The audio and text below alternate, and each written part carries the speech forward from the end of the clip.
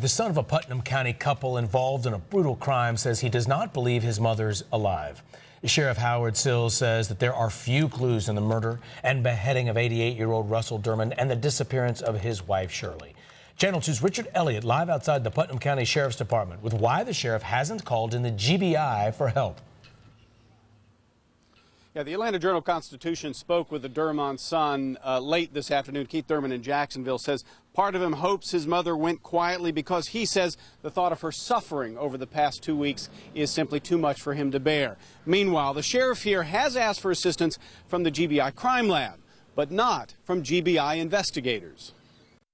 I am surprised at that. Bill McLean lives inside Reynolds Plantation, but in a different area from where Russell and Shirley Dermond lived. When we told him that Putnam County Sheriff Howard Sills has so far declined to call in investigative help from the GBI, he was surprised because he thought the GBI was already involved. I'm just surprised.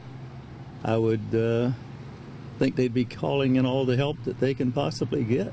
Neighbors discovered the decapitated body of 88-year-old Russell Dermond in the garage of his lakefront home last week. His 87-year-old wife Shirley vanished without a trace. Sheriff Sills says they still haven't found many clues to the crime or to Mrs. Dermond's whereabouts. But he says he's not prepared to call in help from the GBI, relying instead on his own 40 years in law enforcement. If you can tell me something a GBI agent knows how to do that I don't know how to do, then I'll be glad and call them. Some residents say they support the sheriff's decision. I guess it's the sheriff's call. I mean, I don't really know what happened with the whole situation, but it really depends on, what kind of evidence they have. Publicly, the GBI has no comment on Sills' decision, but privately, some officials say he's missing an opportunity to use their resources. Jeanette Carbone thinks Sills should consider asking for help. I would think that they'd want something because it doesn't sound like a normal thing that goes on around here. So I would want all the help I could get.